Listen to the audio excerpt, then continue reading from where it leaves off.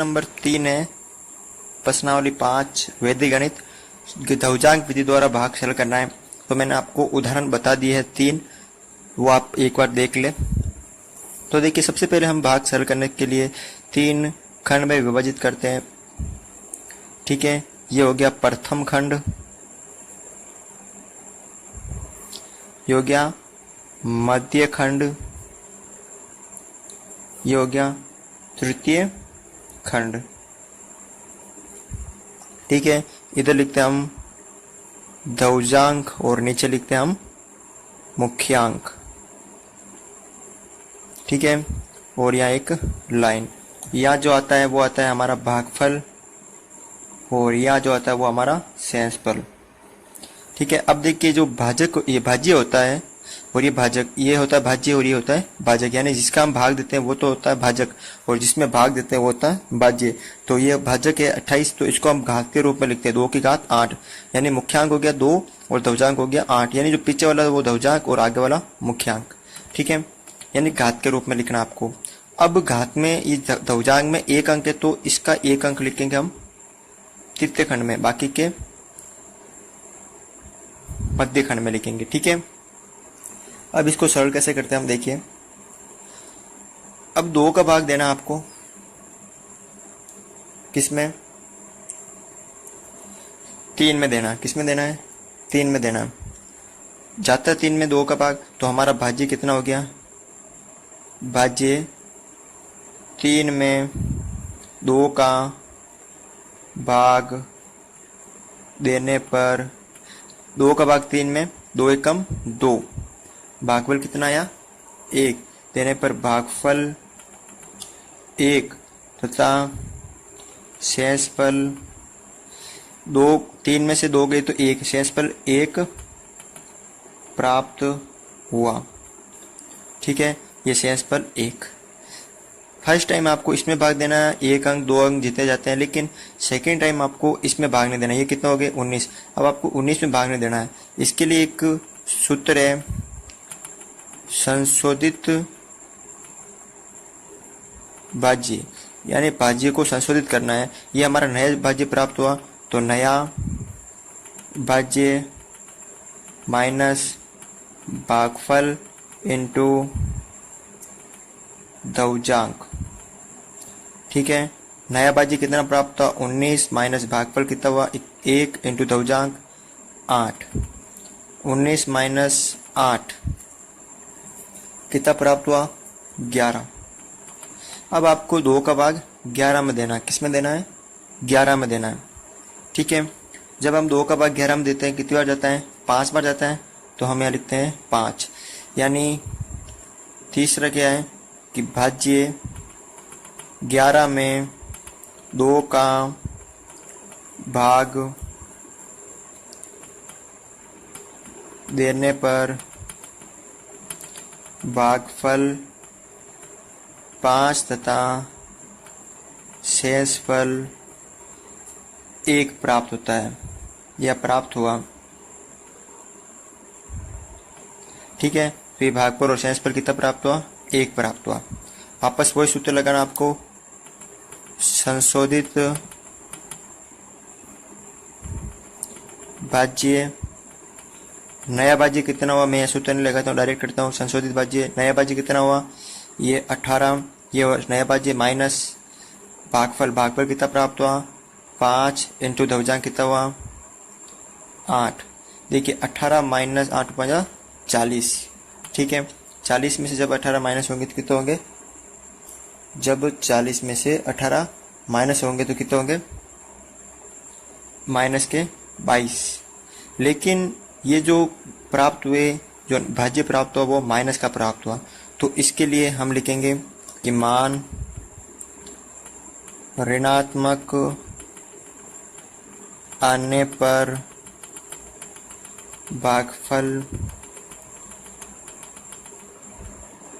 5 के स्थान पर 4 का भाग देंगे। जब हमने पिछला भाग 5 दिया था, यानी 2 का भाग 11 में 5 बार गया था, अब देंगे 4 लिखेंगे, यानी कितनी? 4। यानी अब भाग कितने बार देंगे, 4 बार देंगे। तो 2 का भाग 11 में जब भाग देते हैं 4 बार तो 8 प्राप्त होता है, और शेष 11 में से 8 गए तो कितने बचे, 3 बचे। तो अब ये हो गया 3 हो गया, कितना हो गया अब 3। तो अब जो हमारा भाज्य प्राप्त हुआ वो हो गया 38। यानी अब वापस वो सूत्र, संशोधित भाज्य बराबर नया भाज्य कितना हुआ 38 माइनस भागफल कितना है 4 इंटू ये 8 बराबर 8 चौक 32, 38 माइनस 32 बराबर 6।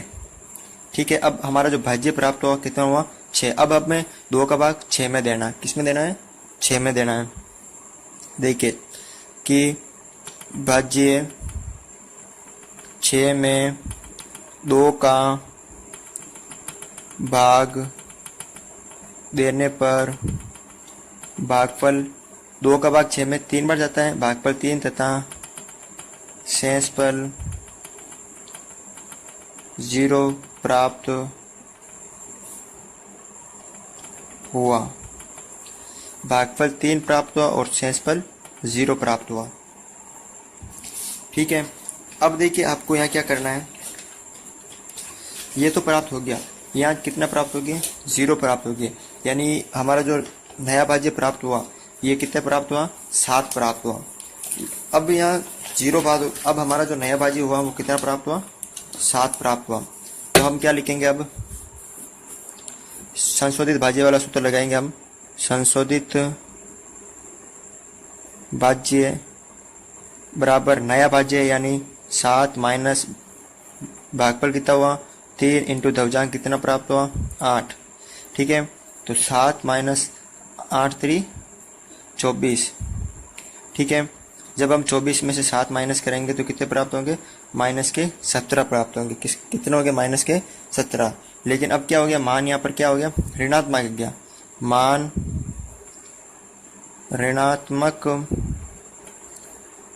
आने पर भागफल, अब जस्ट इसका पिछला भाग क्या दिया था हमने 3, भागफल 3 के स्थान पर भागफल 2 का भागफल रखते हैं, यहाँ देते हैं 2 का भाग देते हैं, अब यहाँ 2 रखते हैं। तो अब हम जब 2 का भाग 6 में दिया था कितनी बार गया था 3 बार, अब कितनी बार देना आपको 2 बार। तो 6 में 2 बार 4 बार जाता है, यानी 4 आया तो 6 में से 4 गए तो 2, यानी शेषफल कितना प्राप्त हुआ अब 2 प्राप्त हुआ। ठीक है, तो अब यहाँ 2, तो अब ये हमारा नया भाज्य प्राप्त हो गया। वापस संशोधित भाज्य बराबर नया भाज्य माइनस भागफल इंटू ध्रुवांक। नया भाज्य प्राप्त हुआ 27 माइनस भागफल 2 इंटू ध्रुवांक 8। 27 माइनस 8 दूनी 16 बराबर 11। अब आगे कोई संख्या नहीं है, तो ये जो 11 प्राप्त हुआ ये हमारा क्या प्राप्त हुआ शेषफल प्राप्त हुआ।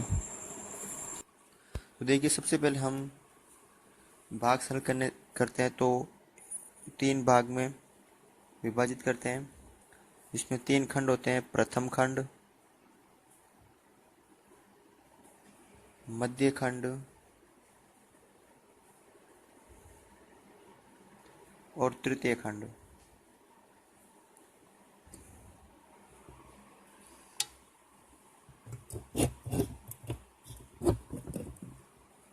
प्रथम खंड, मध्य खंड और तृतीय खंड। प्रथम खंड में हम ध्रुवांक और मुख्यांक लिखते हैं।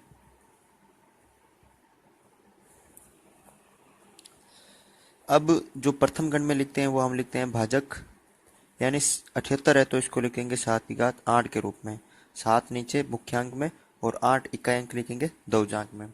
अब ध्रुवांक में एक अंक है तो इस भाज्य का एक अंक हम लिखेंगे तृतीय खंड में, बाकी के लिखेंगे हम मध्य खंड में। ठीक है, अब हम सबसे पहले इस 7 का जो मुख्यांक है इसका भाग हम इस संख्या में देंगे, 5 में जाता नहीं है तो हम 2 ले लेते हैं। ठीक है, यह आएगा भागफल और यहाँ आएगा शेषफल। ठीक है, तो देखिए भाग 5 में 7 का भाग नहीं जाएगा, तो हम ले लेते हैं 57। तो हमारा भाज्य क्या हो गया, भाज्य 57 में 7 का भाग देने पर, देखिए जब हम 7 का भाग देंगे तो सातों सात सातों आठे 56, यानी 8 बार गए। कितनी बार गया, 8 बार। सातों आठे 56, यानी 57 में 7 का भाग देने पर भागफल 8 तथा शेषफल 56। 57 में से 56 माइनस किए तो 1 बचा, शेषफल 1 प्राप्त हुआ। ठीक है, अब ये 1 लिखेंगे आगे। अभी हमारा जो नया भाज्य कितना प्राप्त हो गया, 18। कितना हो गया, 18। तो इसको संशोधित करेंगे हम, जैसे मैंने पिछले वीडियो में आपको बता दिया था कि संशोधित भाज्य, इसका क्या सूत्र होता है कि नया भाज्य 18 माइनस भागफल इंटू दवजांक 8 इंटू 8, कितना हो गया, 18 माइनस 64। ठीक है, अब देखिए 18 में से 64, यानी 64 में से 18 माइनस होंगे तो 14 में से 8 गए तो कितने बचे, 6, और 5 में से 1 गए तो 4, यानी ये माइनस के 46 मान क्या बचे, माइनस के 46। तो हम लिखेंगे मान ऋणात्मक आ जाने पर भागफल 8 के स्थान पर 7 लिखेंगे, या 7 भागफल लिखते हैं। जब हमने 8 लिखा उसके स्थान पर हम 7 लिखेंगे। ठीक है, अब हम 7 का भाग 7 बार बोलेंगे, 7 का जो पहाड़ा है 7 बार बोलेंगे, यानी 7 7 49। ठीक है, अब 57 में से 49 माइनस करेंगे तो कितने बचे पीछे, 8 बचे। कितने बचे, 8। तो अब यहाँ कितना हो गया, 88 हो गए। कितने हो गए, 88 हो गए। तो अब हमारा भाज्य कितना हो गया, नया भाज्य 88। तो वापस सूत्र लगाना आपको, संशोधित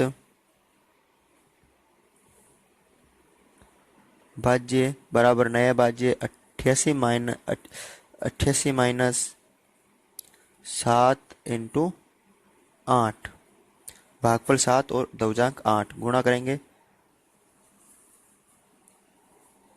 88 माइनस 7 8 56, कितना हो गया, 8 में 6 गए 2, और 8 में से 5 गए 3, कितने बचे ये 32। अब हम इस 32 में इस 7 का भाग देंगे। ठीक है, तो देखो 7 चौक 28, ये 7 चौक 28। अब जब हमने भाज्य कितना है हमारे पास, भाज्य 32 में 7 का भाग देने पर भागफल 4 तथा शेषफल 32 में से 28, 7 चौक 28 माइनस गए तो कितने बचे, 4, शेषफल 4 प्राप्त हुआ। यानी हमारे पास शेषफल 4 प्राप्त हुआ और भागफल 4 प्राप्त हुआ। अब ये 4 जाएगा यहाँ पर, तो ये हो गए 46, यानी वापस संशोधित भाज्य का सूत्र लगेगा, इसको संशोधित करना पड़ेगा।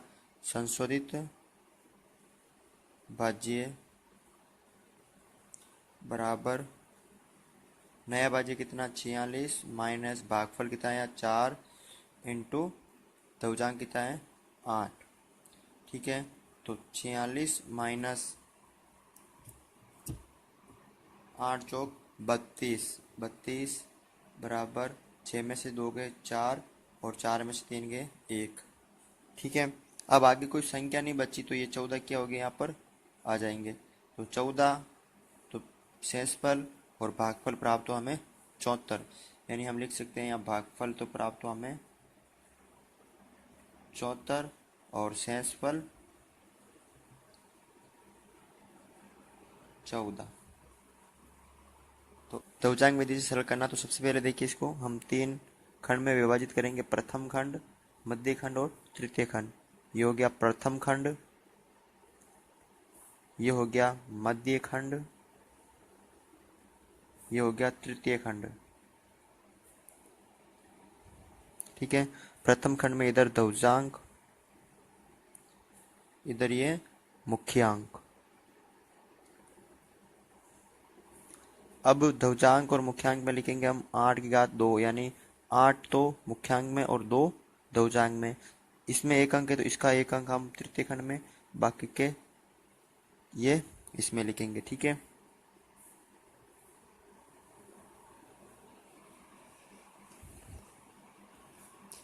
अब हम ये आएगा भागफल या शेषफल। अब हम 8 का भाग 7 में देंगे, लेकिन 7 में जाता नहीं है, तो हम पहली बार दोनों संख्या ले सकते हैं, तीनों ले सकते हैं, लेकिन बाद में नहीं लेंगे। तो पहली बार मैंने 73 ले लिया। ठीक है, तो हमारा भाज्य कितना हो गया यहाँ पर, भाज्य 73 में 8 का भाग देने पर भागफल 8 का भाग 73, 8 9 72, तो ये 9, भागफल 9 तथा शेषफल 73 में से 72 गया, 1 1 प्राप्त हुआ। ठीक है, ये पहला पॉइंट। अब मैंने भाग दिया 73 में 8 का 9 बार गया और शेषफल 1 प्राप्त हुआ, तो हमारा जो भाज्य नया भाज्य कितना प्राप्त हो गया, 19। अब इसको हमें क्या करना पड़ेगा, संशोधित करना पड़ेगा। तो संशोधित भाज्य बराबर नया भाज्य 19 माइनस भागफल इंटू ध्वजांक। भागफल 9 इंटू ध्वजांक कितने हैं, 2। सरल करेंगे 19 माइनस 18 बराबर 1। यहाँ देखिए, यहाँ मान ऋणात्मक नहीं आया, क्या आया, 1। लेकिन 8 में जो 1 है उसका 8 का भाग नहीं जाता है, क्योंकि ये 1 कम है 8 से, तो भाग नहीं जाएगा।